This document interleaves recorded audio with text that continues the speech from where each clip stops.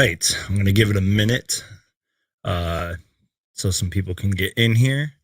And then we are going to start kind of a jam-packed show tonight, you guys. Obviously, we're gonna talk Suns Clippers, but there's a lot of Phoenix Suns, news and topics that I want to kind of expand my thoughts on. So we're going to kind of have a big show tonight, you guys, and I hope you guys will all tune in. As I ask always, just make sure to Hulk smash that like button.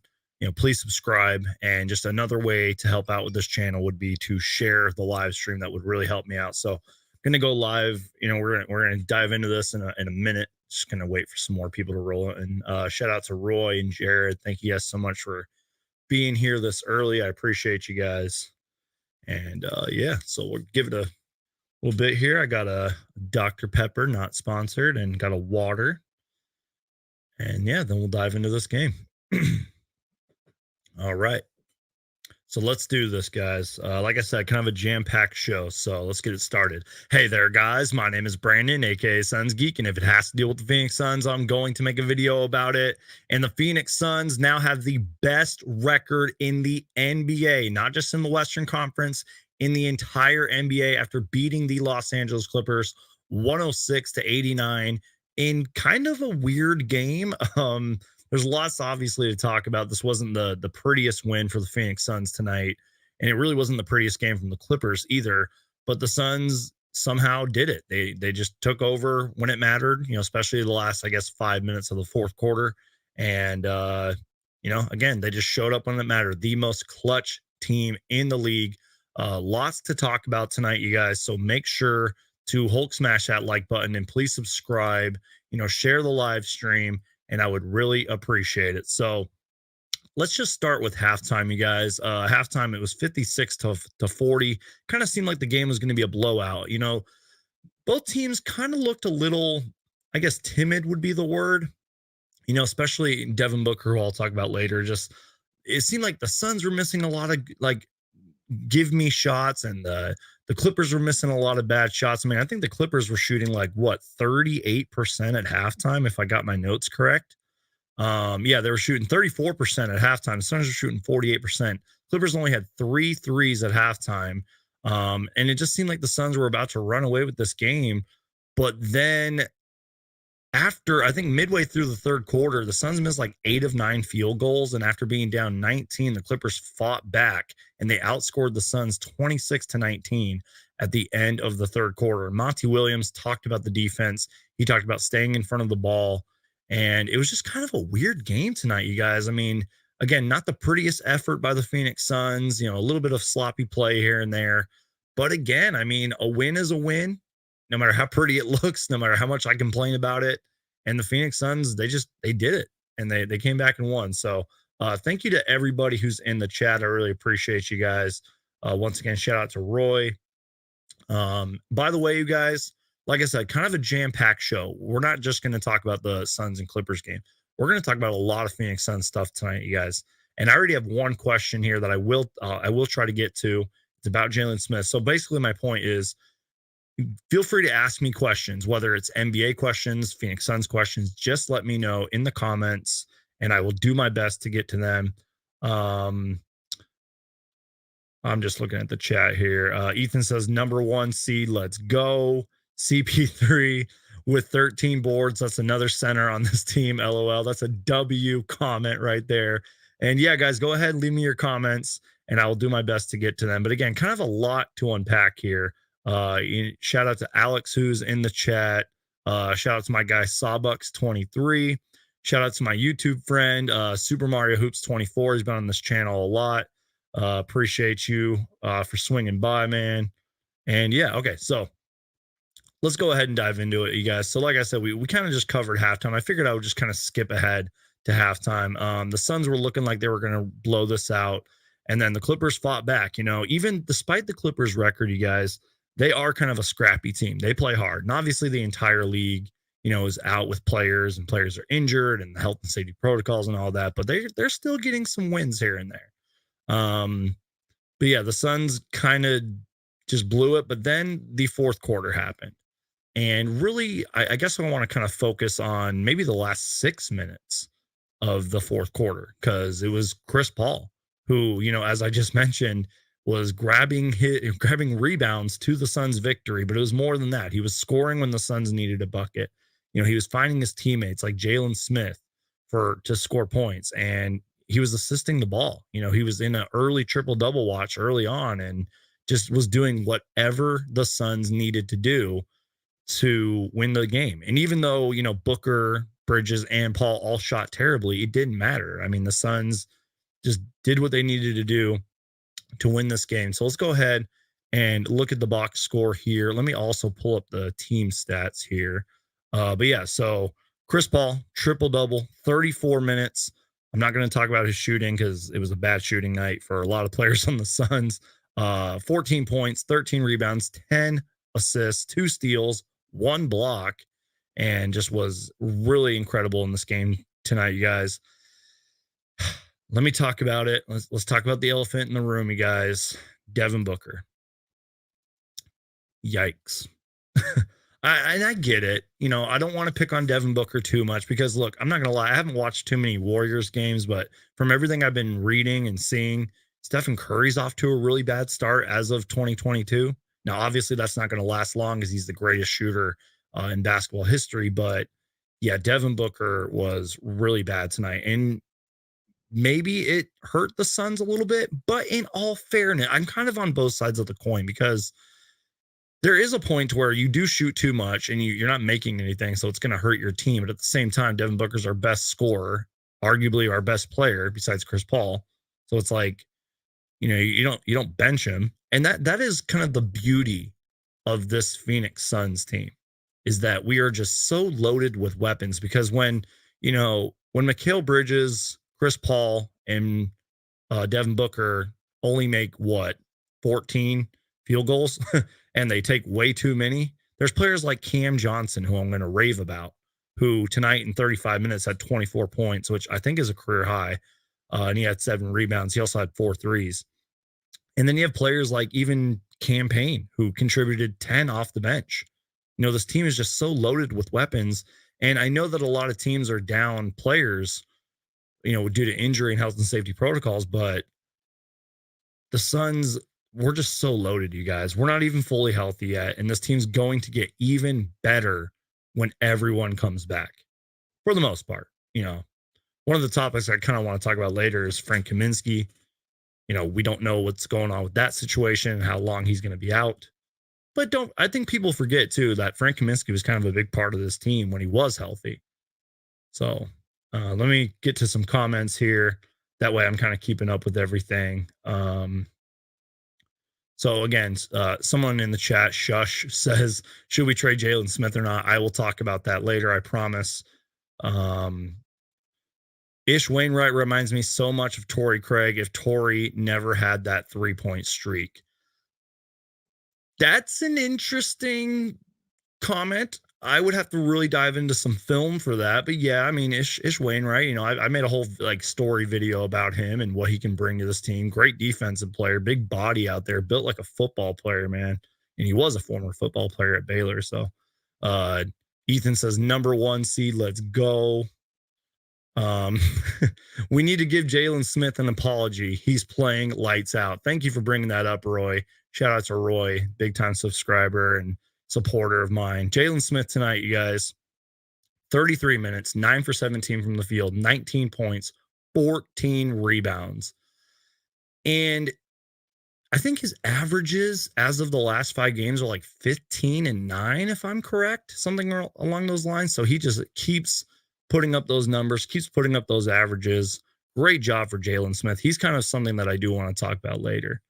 Keep Jalen for this run, says Alex Garcia with the very creepy profile picture. Keep Jalen for this run. Hope for the best in the offseason. By the way, you guys, I don't know how they're going to do it. I don't get paid to talk salary cap and all that, but the Suns could bring Jalen Smith back. Just saying. Not extending Sticks is a huge mistake. I hope the Suns will find a way to extend Sticks, DA, Cam, Johnson, and McGee, says Sawbucks23. I totally agree. By the Warriors fans team record logic, CP3 got to be the favorite CP3 got to be the MVP favorite right now. I don't make the rules, says my guy Super Mario Hoops 24. Okay, let's see. A DA Sticks in Bridges front court seems to be so scary at the moment. Suns fans were begging Monty to play Sticks during his Suns blowouts, and for some reason, Monty would not play Sticks sometimes.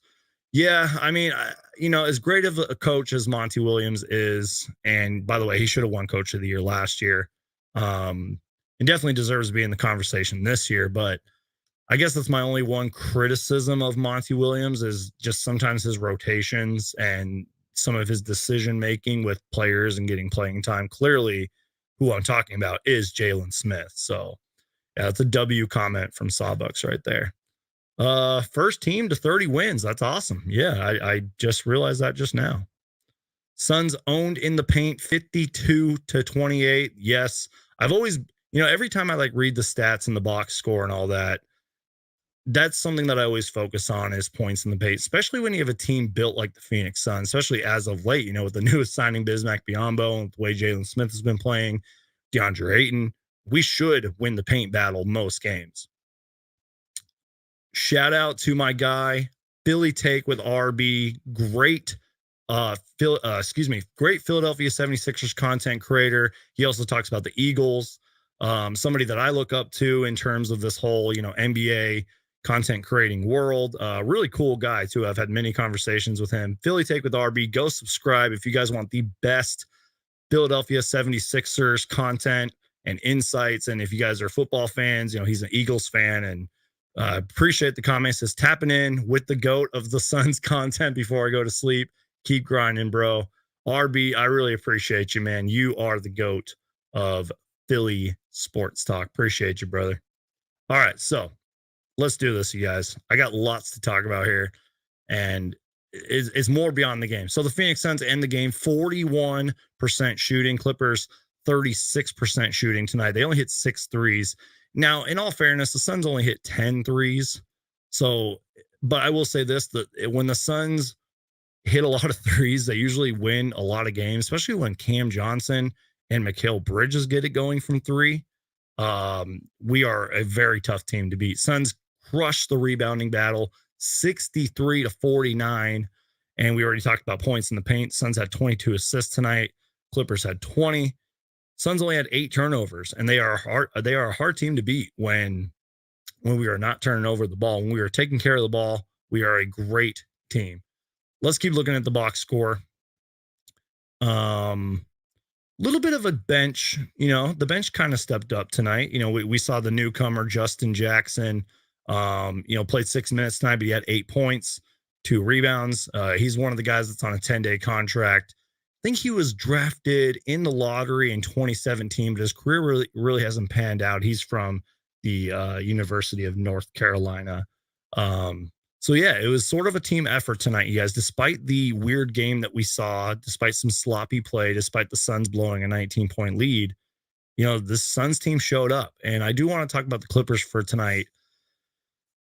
Former Phoenix Sun Marcus Morris seems to always get it going when he's playing us. Tonight, 36 minutes, 8 for 17 from the field, hit 3 threes. He had 26 points, 8 rebounds, 3 assists. He's just one of those players who just seems to he's a Suns killer. I hate to say that about somebody who a lot of Suns fans hate, but it's true. He's a Suns killer, but it didn't really seem like it mattered, because the Suns had a big lead going into halftime and they ended up winning the game, 106-89. So Reggie Jackson, somebody who I actually kind of like, 16 points, 8 rebounds, 3 assists. That guy is just a bucket despite shooting 5 for 16 tonight. Former Phoenix Sun Eric Bledsoe, 36 minutes tonight, 10 points, 5 rebounds, did not play that well at all.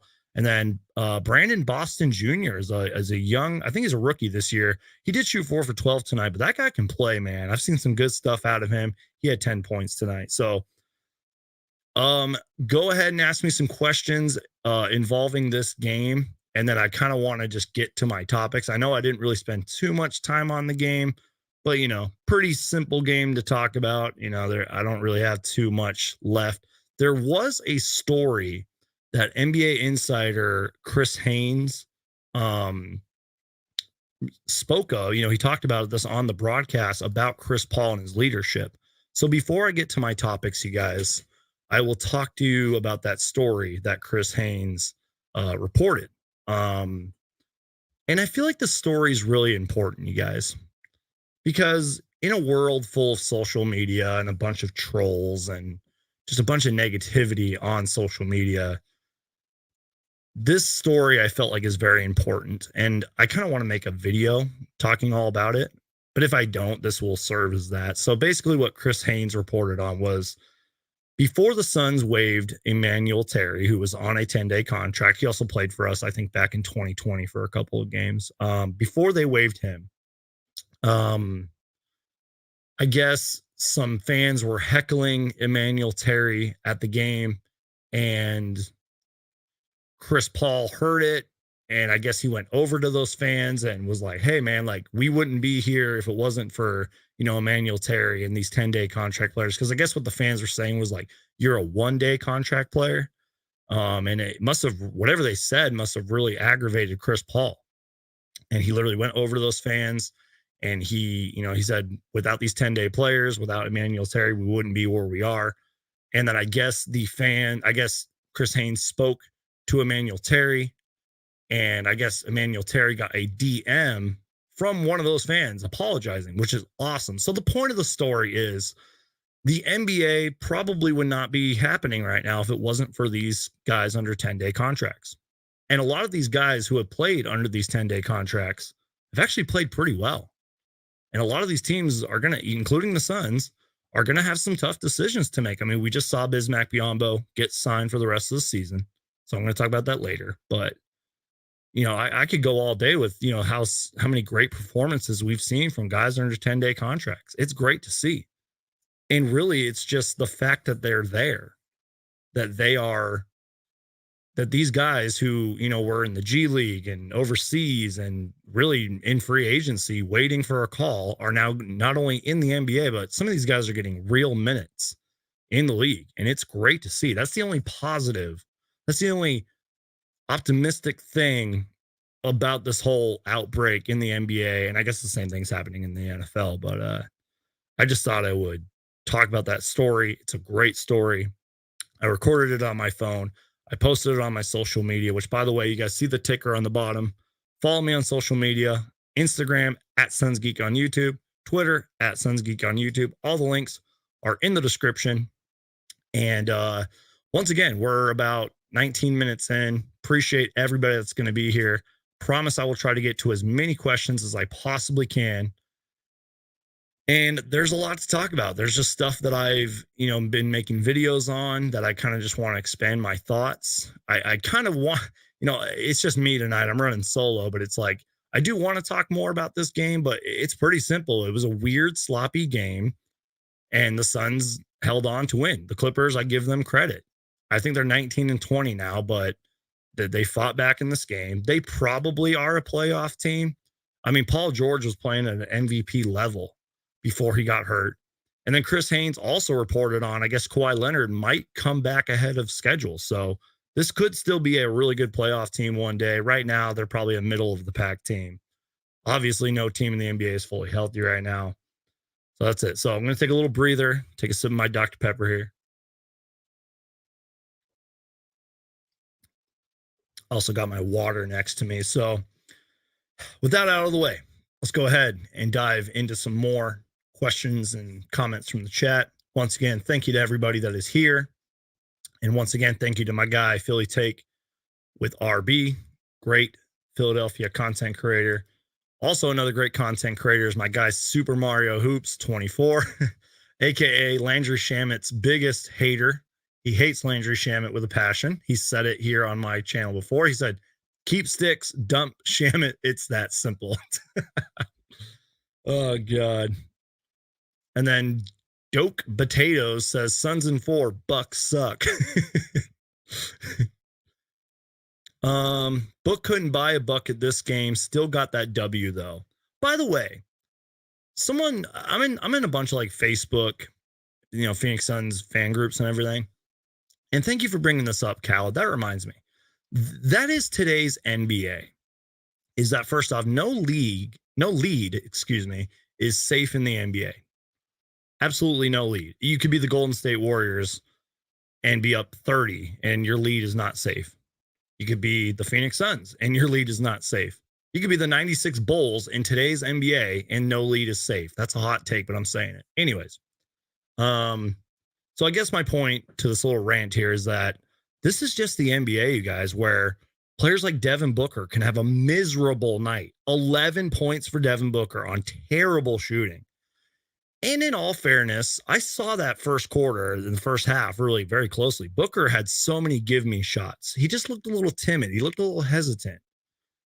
I think there was even a play where he was really close to the basket. He kind of threw it up and it missed. And then after he was like, fuck, like really loud. Just I don't want to cuss, but he just was like, he was pissed off. He slapped his hands. It was just one of those nights, you guys. So I guess my little rant here is that you can be the best team in the NBA like the Phoenix Suns are. You can have a legendary scorer like Devin Booker who can have a miserable night and you can still win the game. You know, it's just today's league and teams are going to fight back. They're going to claw back. And that's something that I've kind of had to learn to accept is that no matter how great your defense is in today's game, doesn't matter. Red says winning while Book is struggling is good enough for me.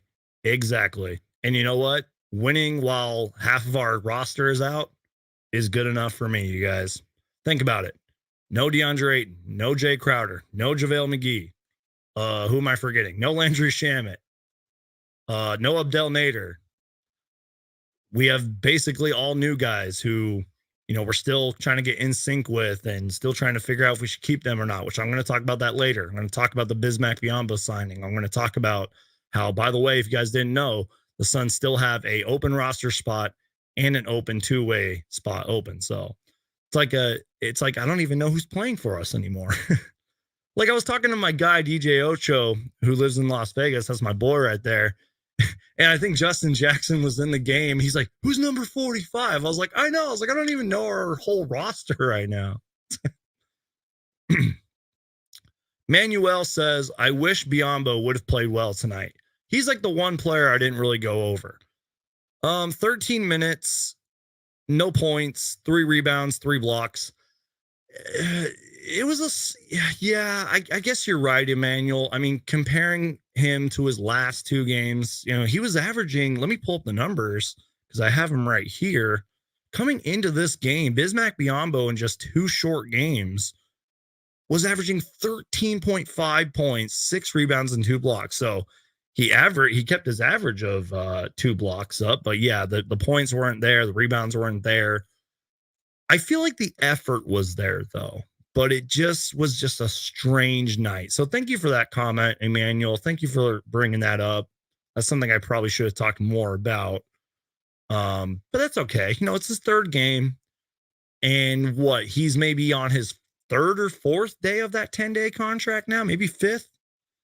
It doesn't matter. I mean, he's already signed for the rest of the season. So yeah, thanks for bringing that up.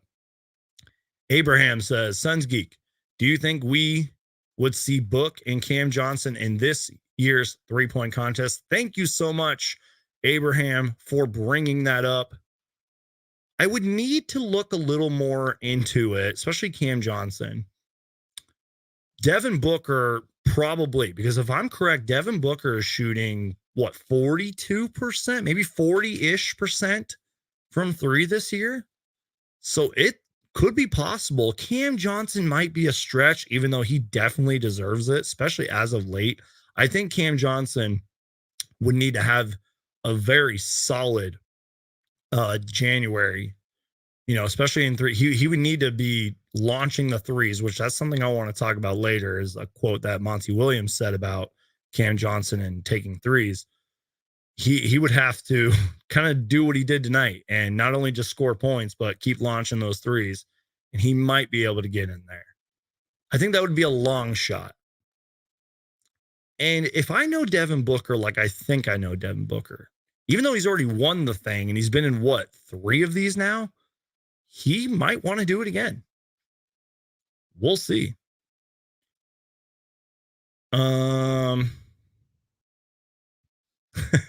I know why Super Mario said this. He said, will both current number one seeds meet in the NBA Finals? And he's talking about the Chicago Bulls, who everything I've watched on them, read about them, they are a really good team, you guys. And DeMar DeRozan is playing out of his mind. He's got to be an MVP candidate. That team, despite injuries and health and safety protocols and everything, they just have so many weapons. Lonzo Ball was a great pickup for them. They are a really good team. I'm not saying they're going to make the finals or anything, but they have a real shot in the Eastern Conference. I don't want to butcher your name, so I apologize. I'm just going to call you G. Says, do you get upset when people downgrade the Suns' NBA Finals run, but don't keep the same energy for the Bucks? Suns' run to the finals was underrated. Thank you so much for the question. I wouldn't really say I get upset, but I do get the point of your question. I mean, you're talking about how like the Suns' finals run was underrated. People, especially on social media, try to say it was a fluke. And yeah, I guess the Suns fluked their way to 18 straight wins too, right? So I do get the point of your question. I don't personally get upset. I've heard everything there is to hear about the Phoenix Suns. I've been doing this YouTube thing about the Suns for years now. When the Suns were a lottery team, when they were complete garbage. I was even doing these videos before Devin Booker was a Phoenix Sun. So I've heard everything. But hopefully that answers your question. I don't, the Bucks, they're going to be a contender again. I think there was a stretch where they didn't have Giannis or Chris Middleton, and they were playing very good. And that was before this whole outbreak. So let me know what you guys think about that. But yeah, the Suns' run to the finals was underrated. I do agree with you. Suns Bulls in the NBA Finals would be nice to see. That'd be awesome. Rematch of 93. Okay, let's see. Leo, shout out to Leo, supporter of mine. I appreciate you, man. I see all your comments and everything. Says, hey, Brandon, do you think the Suns will make a huge trade for a star before the trade deadline? I think because of this whole Bismack Biyombo thing, and because, as I mentioned, the Suns still have an open roster spot and a two-way spot, I don't think so. Maybe if like Jalen Smith was like struggling, and let's say we didn't sign Bismack Biyombo, or like we did, but he wasn't performing the way he was despite tonight, maybe I would say yes. I do think maybe there will be a trade, but it won't be for a superstar. It won't be anything crazy. It won't be like a blockbuster deal. It'll probably just be a minor, small trade. I was going to mention Thaddeus Young. I feel like that whole like trade rumor and stuff is dead in the water. If not, it's probably already sunk to the bottom. I don't know if a Thaddeus Young trade now would make sense. But yeah, I do think the Suns will make a trade by the deadline or at the deadline. Knowing James Jones, it will be the last minute of the trade deadline. Then we'll hear about it 5 minutes after the deadline's done, because that's what James Jones does. The trade also won't be somebody who is a big name, but it'll be a guy that fits our system. That's my thoughts on the trade deadline. Guys, we're already 30 minutes in, and I know I haven't really talked about the Suns-Clippers game much. If you have any questions or thoughts on the game tonight, let me know, but there's just so much more I just want to talk about. And I love making videos and everything, but I was like, I just want to go live, talk to you guys. I'm literally looking at my notes here and I'm just scrolling. There's just so much I want to talk about. And I'm like, I got to do it in a live stream tonight, you guys. So once again, we're 30 minutes in. So Hulk smash that like button and strap in, because we got lots to talk about. And thank you guys to, first off, everybody who's watching. Secondly, thanks to everybody who's asking me great questions, bringing up great topics, because it keeps the conversation going. It keeps the wheels spinning. Let me take a sip of my Dr. Pepper.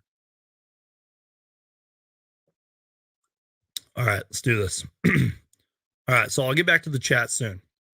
The next topic that I want to talk about, and I sort of been talking about this in my past few videos, is ESPN's Adrian Wojnarowski is reporting that the Suns have signed center Bismack Biyombo for the rest of the season. And I think that that is a great move. Now, it obviously raises a lot of questions. Like, what are we going to do with Jalen Smith? I think I saw a comment earlier that was like, wait a minute. Does that mean Jalen Smith is gone? No, like Jalen Smith is still part of this team and the Suns can somehow bring him back. I would really have to dive into how the salary and how that would work in terms of contracts and everything. But Jalen Smith is still a part of this team. And if he keeps playing the way that he played tonight, he's going to see more minutes. Now, when DeAndre Ayton and JaVale McGee come back, that will be tricky. But Monty Williams, I'm sure he'll find a way. And I think people sometimes forget this that like these guys practice. There's practices, and players like Bismack Biyombo and Jalen Smith are going to be huge for practices. They're going to help DeAndre Ayton get better. They're going to help JaVale McGee be one of the best, if not the best, backup, centers in the game. Because before they went out, DeAndre Ayton and JaVale McGee were a nice, arguably the best centers in the league, starting and the bench. If that makes sense. I don't want to say that Bismack Biyombo will be used for emergency situations, but that might be a good thing, you guys. Having that depth, having that experience, just having that body out there for quote emergency situations will be huge because let's pretend that the Suns are fully healthy. There's no health and safety protocols going on. You can't do anything about fouls. And even though the referees for the most part have been great this year, besides a few games here and there and some controversial calls here and there, but the referees and the officiating have been better. DeAndre Ayton sometimes gets in foul trouble. Excuse me. Sometimes JaVale McGee gets in foul trouble as well. So my point being is that having someone like Bismack Biyombo is going to be great. Also, I've been seeing some stuff on Frank Kaminsky. And there's been nothing really officially reported, but I think Frank Kaminsky is going to be out for longer, which sucks because, he had a career game with us earlier this season. He was pretty good last year, and he had a small stretch earlier this year where he was really good. And I think that might be another reason why we signed Bismack Biyombo. The next conversation that I want to talk about, and then I promise I'll get to the chat because I'm seeing the chat is flooded right now. I'm going to try my best to keep up with it, but I do want to talk about these topics. The first, let me pull this up so I can actually word it correctly. I'm sorry, you guys. The first fan returns for the NBA All-Star voting are in, and Devin Booker and Chris Paul are 5th and 6th amongst guards.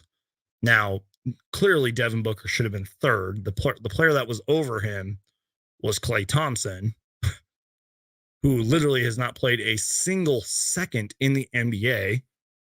So Booker should have been fourth. I'm sorry, not third. Chris Paul should have been fifth. But then there's a significant gap between Ja Morant and Devin Booker. Ja Morant's got 660, whatever. I can't talk. There's a big gap between him and Devin Booker, but I think Chris Paul and Devin Booker's all-star chances are great. And there's a few guys on the whole ballot. I could probably make a whole live stream about it, going over each and every single player. There's a few weird ones like like Carmelo Anthony's on there. What? Andrew Wiggins is actually somebody who I'm really rooting for. I actually hope he makes the NBA All-Star game, but I think Draymond Green deserves it more. Like the one that really caused the controversy. Where is it actually? What am I looking at here? I totally just lost my train of thought. Anthony Edwards is on there. Derrick Rose. Oh yeah, Kyrie Irving. Like he's on there. He just got back. It's like, don't take. Wow, Miles Bridges is on there. I didn't even see that Miles Bridges made it. Don't take the NBA All-Star fan voting too seriously, because what I'm trying to say here, you guys, is if I'm correct, it only counts. Here we go. The fan votes only count for 50% of the voting for the starters in the NBA All-Star game. The voting will continue for 3 more weeks until January 22nd. The second 50% is from all NBA players and media, especially the NBA players, because they obviously know best. They know who can play and who cannot. They know who should be in the All-Star game and who shouldn't be. So it's going to be weird. And someone brought up this point earlier. I mean, like last year, Alex Caruso was on there. Taco Fall was on there. I remember a few years ago, it was Zaza Pachulia was on there.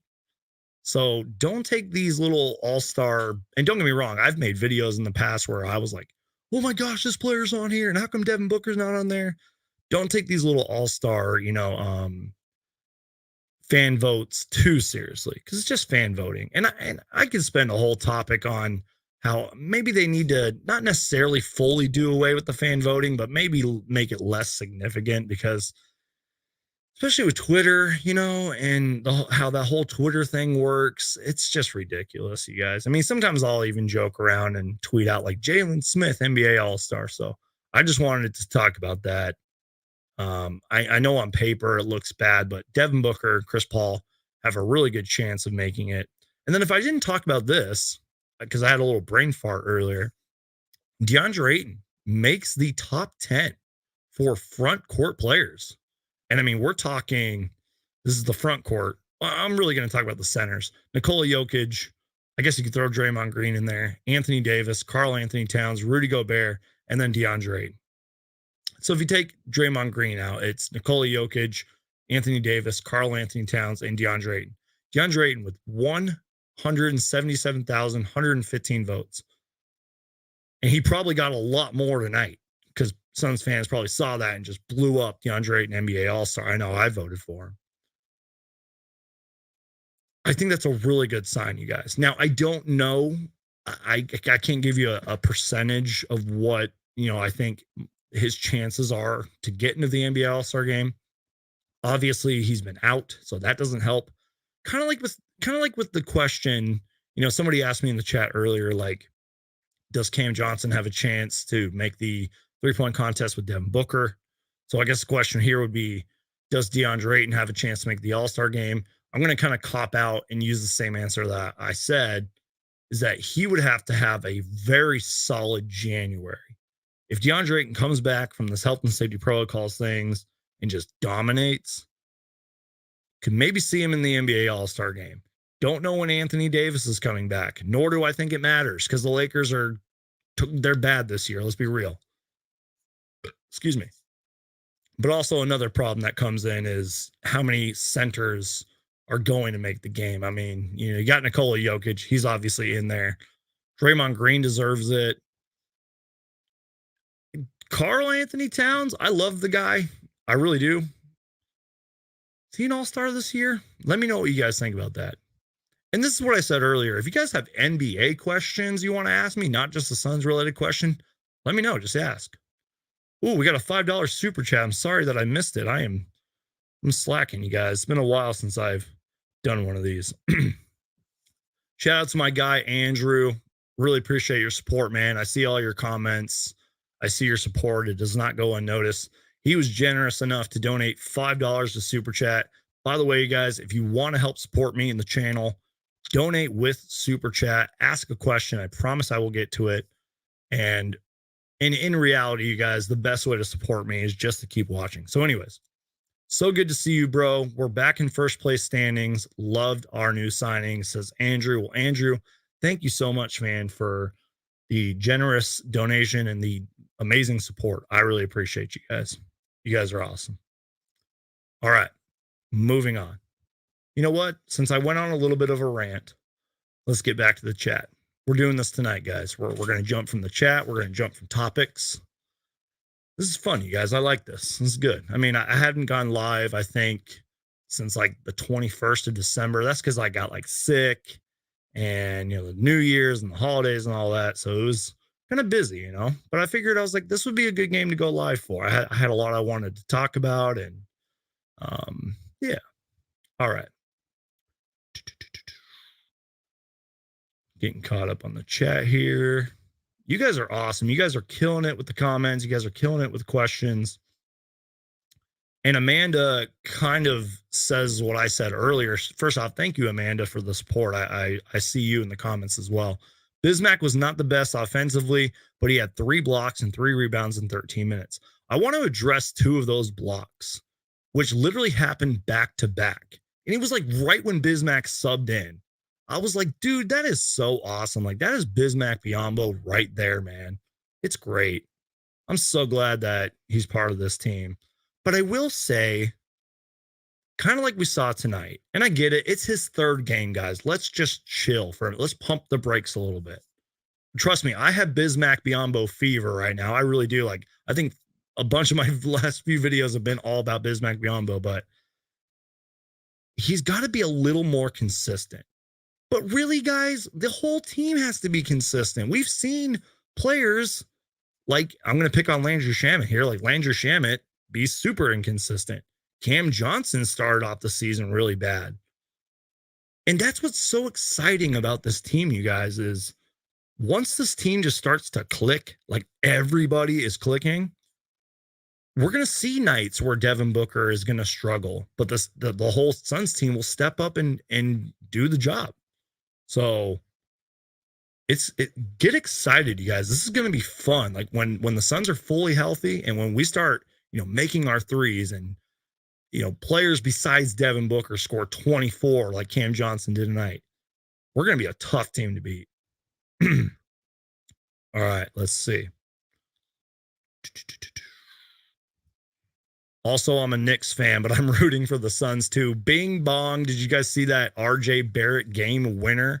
I caught the last 5 minutes of that Celtics Knicks game, and the Knicks seem to always play great against the Celtics, especially as of late.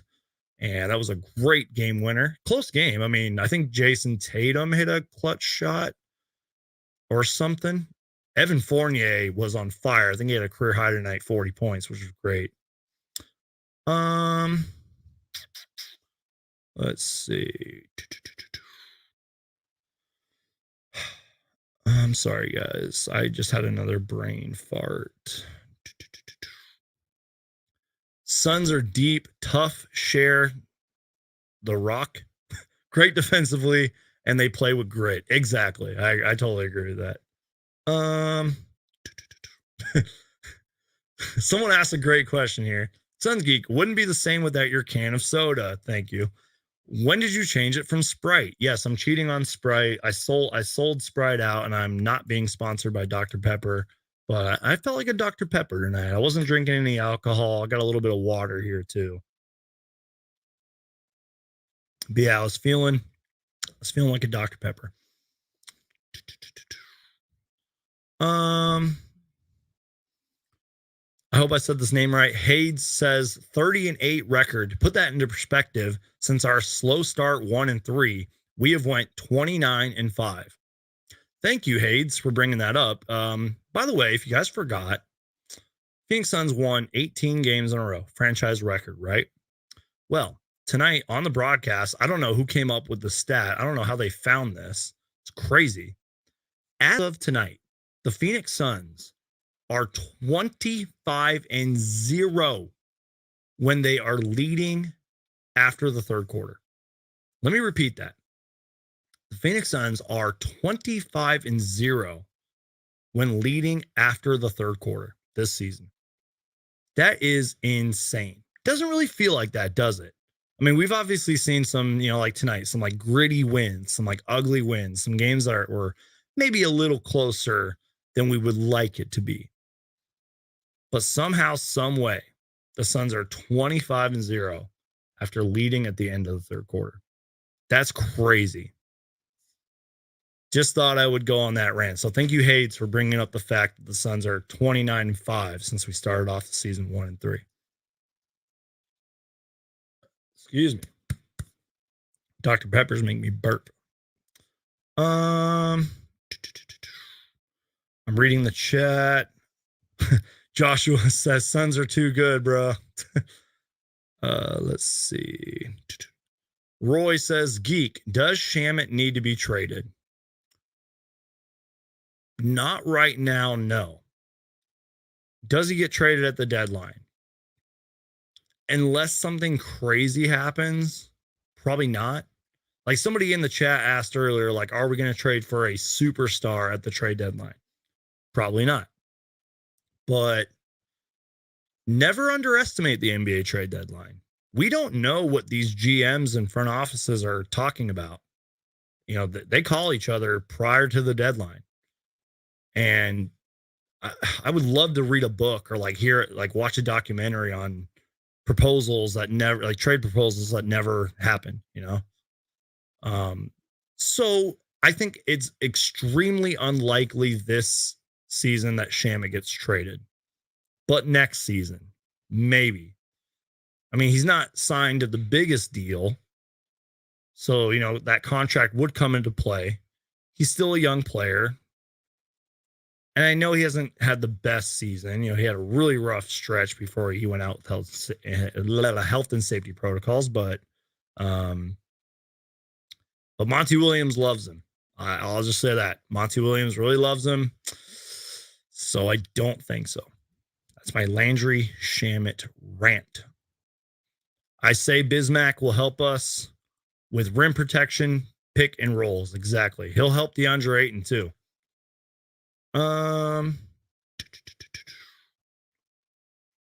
Someone says Suns don't have a roster spot available anymore with the signing of Biyombo. They still have a two-way spot. I thought they had an open roster spot because they waived Chandler Hutchinson. They got rid of Emmanuel Terry. So let me see. Paul Booker. I don't know. We'll figure it out later. Someone correct me in the comments if I'm wrong about that. All right, let's see.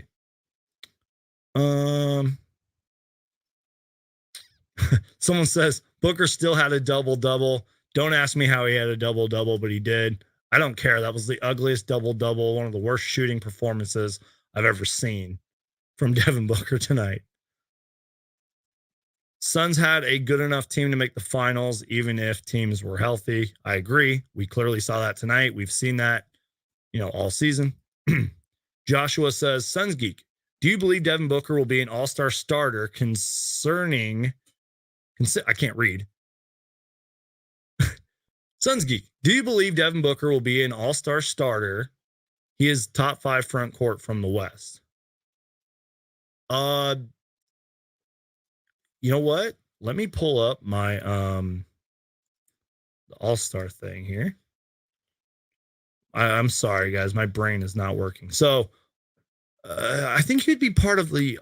I don't know if I understand your question, but if you're wondering if I think he'll be an NBA all-star starter, it's tough because there's a significant gap. You got Steph Curry, obviously, Luka, who, you know, Ja Morant definitely deserves to be in there. And then Devin Booker's next. Devin Booker and Chris Paul. But, you know, you got to kind of look at, like, you know, how they're going to, you know, there's only going to be a limited amount of centers in there. There's obviously a whole bunch of front court players. But maybe, I don't know. Do you guys think Devin Booker will be an NBA All-Star starter this year? Because, again, Ja Morant is up there in terms of votes. And then you got Luka, who might just get in there because it's a popularity contest. So I don't know. It's a good question. I'm sorry if I kind of butchered your question. I don't know. Let's see here.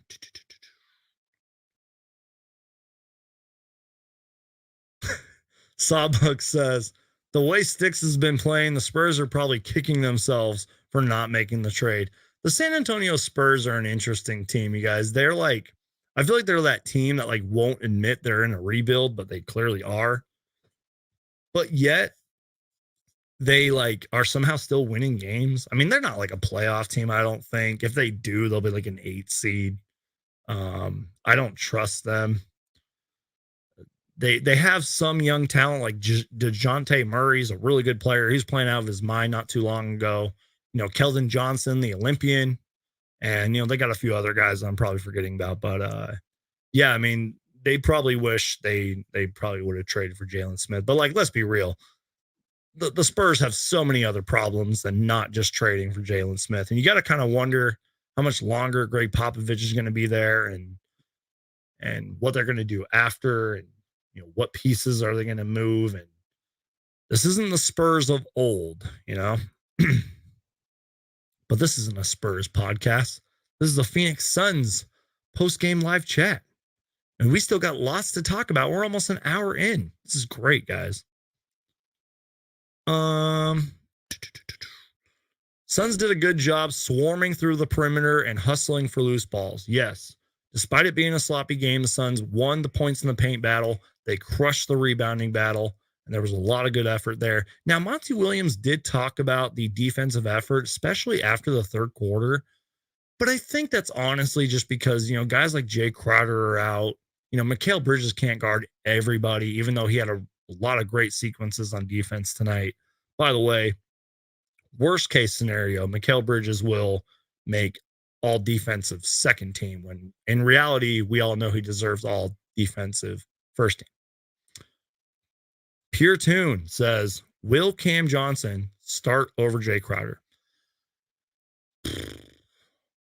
He definitely deserves it, right? Because not only is Cam doing it offensively, he's also doing it defensively. Now, I don't know if he really brings the defensive impact that like a Jay Crowder does, but he definitely deserves it. I wonder what Monty's going to do. The Suns have a lot of good problems right now, you guys. Like let's enjoy this.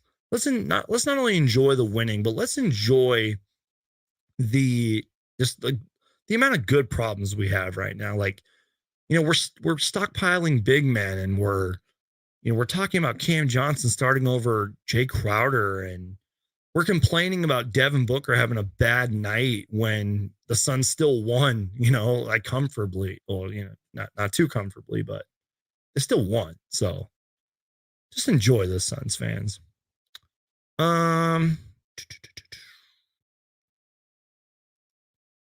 Great question here from my guy Super Mario Hoops 24, who says, when Devin Booker eventually surpasses Walter Davis as the Suns' all-time leading scorer, which, by the way, Walter Davis is the Suns' all-time leading scorer, I think at 15,666 points, where do you think we will be ranking Booker by that time in Phoenix Suns history? I'm pretty sure I've said this before. I think Devin Booker's already a top 10 Phoenix Suns player of all time. And as you can see, the legends behind me, like those three, there's obviously been a lot of great Phoenix Suns players in Suns history. There's 9 of them right there. Well, you know what? Devin Booker might be that 10th guy. And there's some legends that I'm forgetting about. Like Walter Davis isn't on here, but Walter Davis is one of the greatest Suns players ever. So, I have said this before too, though. Booker does need to kind of start getting the awards, kind of, like Nash 2-time MVP, Barkley an MVP. Booker is a 2-time All-Star. Does that make sense? But don't get me wrong, though. Booker's what, 25? And he's already one of the greatest Phoenix Suns players in Suns history without a lot of the awards. So, like, he's just scratching the surface of his NBA career. He's just now, like, entering his prime. So I don't really know if that answers your question, but when Booker does surpass Walter Davis in all-time Suns leading scorer, he might even be a top 5 Phoenix Sun of all time. There's people out there that already think he's the greatest Phoenix Suns of all time, which people forget about Alvin Adams, who's right behind me, who holds a lot of the Suns records. People forget about Dan Marley and Sean Marion, but yeah, Devin Booker, man, top 10 Phoenix Suns player of all time. Let's see. Once again, thank you to Andrew for the super chat. Just wanted to address that again.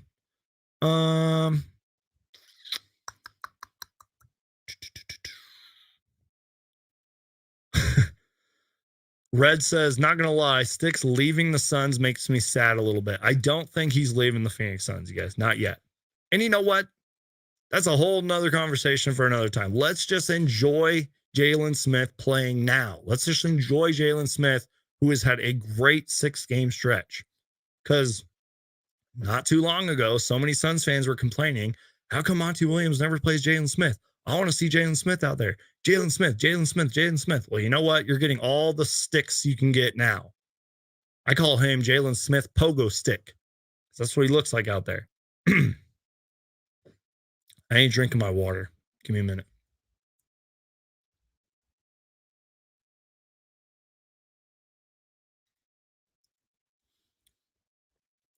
We're almost at 1 hour and I still have stuff to talk about, you guys. This is crazy.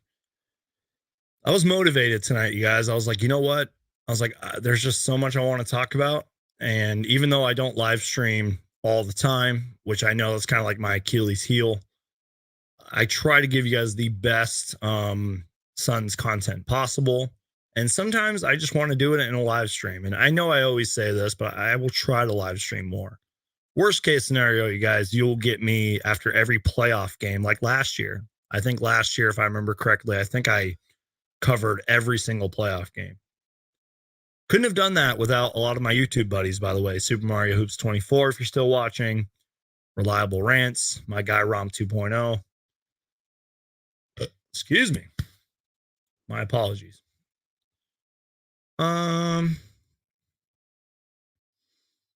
Let's see.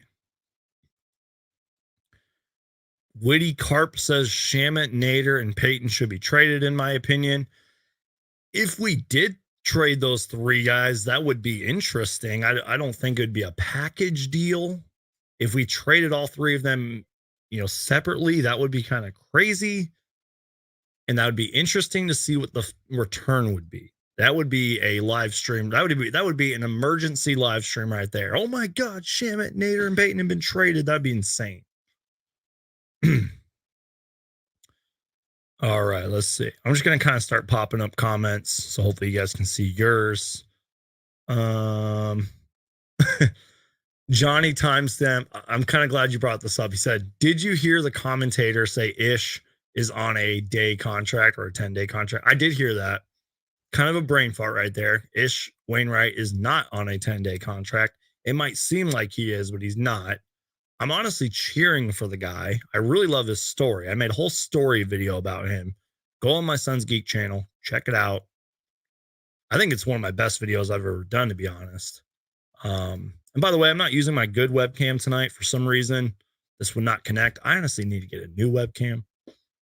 But you guys aren't here for that. You guys don't care. Just want to hear what I have to say. But yeah, Ish Wainwright, I kind of feel bad for the guy because he hasn't really played that good. I think it's really just been his shooting. If he would maybe make some more shots, he might get more minutes because we know he can do it defensively. He's a big body out there. So yeah, I don't know.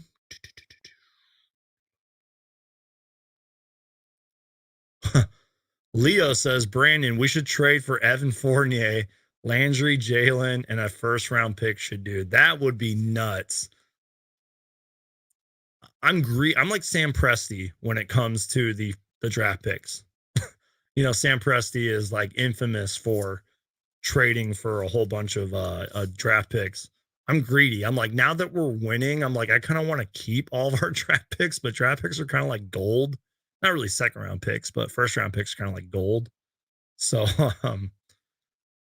but I don't know if the Knicks would bite on a Landry Shamet, Jalen Smith for Evan Fournier. That'd be nice. I mean, that would be another sharpshooter, scorer, experienced veteran in the league that we would get, but don't think the Knicks would bite on that.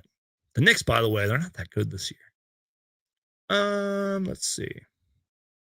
The fact that we won despite Booker shooting 5 for 22 and CP3 shooting 5 for 14 says a lot about our depth. Yep. And I'll say it again, you guys. Chris Paul did whatever he needed to do to get us that win. Even if it was getting what? I'm looking at the numbers here. A career high 13 rebounds. That's insane. We've hit the 1 hour mark.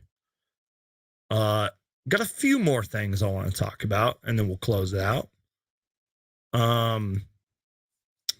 Yeah, we'll kind of get to the end here. So if I miss your question, I apologize, but I still got a little bit more I want to talk about. Once again, thank you to everybody that's in here. I'm looking at the chat. Okay, let's do this. Okay. I wanted to talk about Cam Johnson. Real quick, I want to read you guys a quote from Monty Williams. Monty Williams is talking about Cam Johnson, who, by the way, a long time ago, Monty Williams said that Cam Johnson is a starter in this league, which I agree with. One day he will be, maybe this season, who knows? But Monty Williams was talking about Cam Johnson. He said, and I quote, "I think he should shoot the ball every chance he gets." First off, imagine that. Cam Johnson shooting every chance that he gets. His teammates want him to. Our staff wants him to. Head coach Monty Williams said after the game, "I think he is playing with a great deal of not just personal confidence, but team confidence. Our guys want him to shoot, and he is typically in that right spot." Close quote from Monty Williams. So why did I bring that up? Because one, Cameron Johnson is on a hot streak right now. You know, tonight he had a career high 24 points, made 4 threes. I'm going to pull up his numbers from his last 10 games. Last 10 games, 27 minutes per game, 15 points, shooting 54% from the field and 51% from three.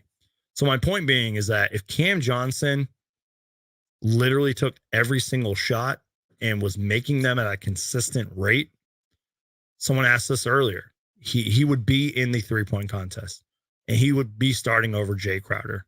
As great as Jay Crowder is. And by the way, Jay Crowder is probably teaching him and Mikal Bridges a lot of great stuff. Not just on the defensive end, but you know, like I think there was a story that came out earlier this year of Jay Crowder's been a great veteran for Jalen Smith. So I'm like, excuse me. Like I look at that and I'm like, he's probably teaching all these guys great things, but Cam Johnson, if he keeps shooting like this, if he keeps staying consistent like this, he's going to be our starter. He was so good. Let's see.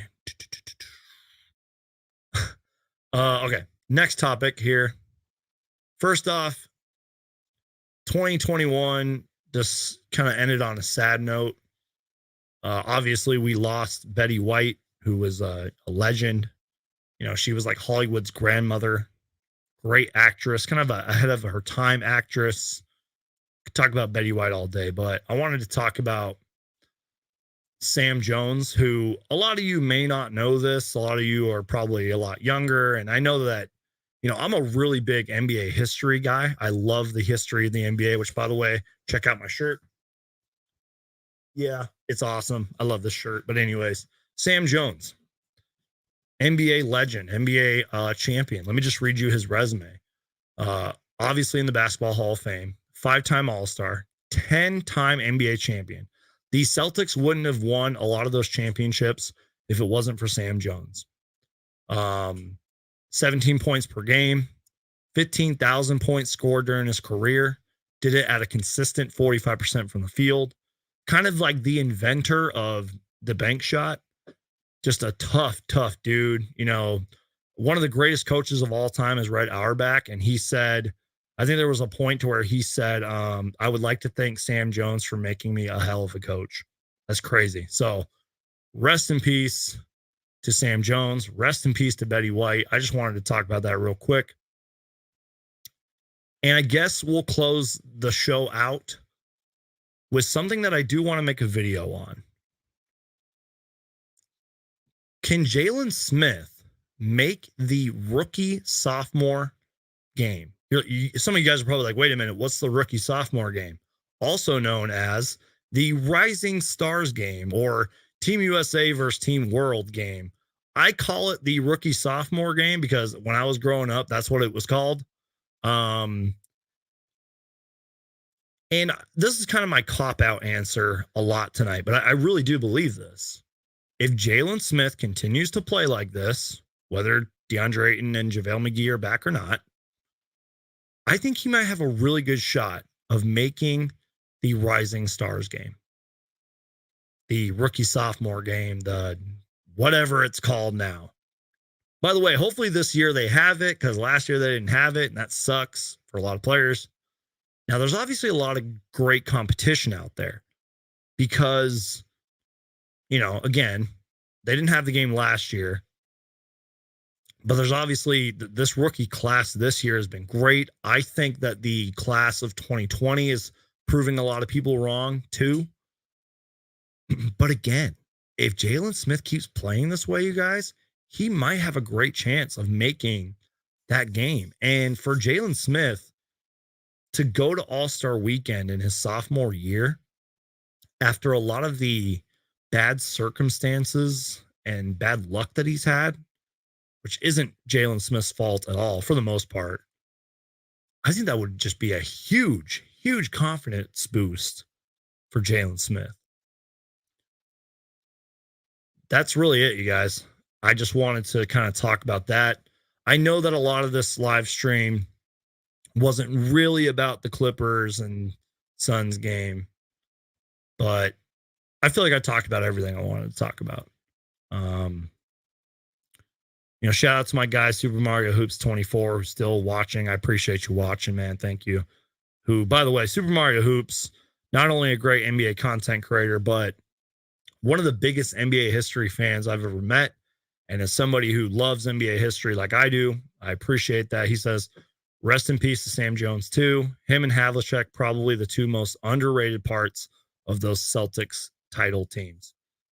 By the way, John Havlicek might be one of the most underrated, overlooked players of all time.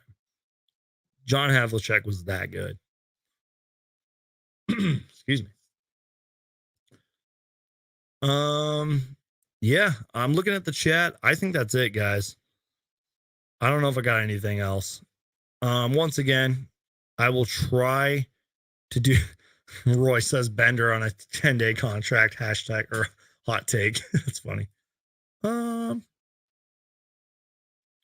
Yeah, I mean, I'm looking at the chat and everything. There's really not too much left. But yeah, guys, I know I say this a lot, but I promise I'll try to do more live streams, even if it's like once a week or once every 2 weeks, whatever the case may be. I will do my best to live stream more. But I really wanted to get a lot of this off my chest. I really wanted to talk about a lot of this stuff. And stay tuned, you guys. I'm kind of on a roll right now, knock on wood with the videos. I'm putting out the best Phoenix Suns content that I possibly can. And just the fact that you guys keep watching and you guys leave comments and most of you guys watch me for the entire hour. And I appreciate each and every single one of you. Sawbucks, thank you for the support, man. Super Mario Hoops 24, thank you. Johnny Timestamp, thank you. Roy, so many other you guys. Amanda, Andrew, I'm just looking at the list. Leo, thank you guys. I love you guys all. I hope you guys are all safe and well. God bless you guys. And stay tuned for more Phoenix Suns content. As always, guys, the best way to support me, the best way to support this channel is just to keep watching. Also, Hulk smash that like button and please subscribe for everything Phoenix Suns. If it has to deal with the Phoenix Suns, I'm going to make a video about it. Thank you guys so much for watching, and I will see you guys next time.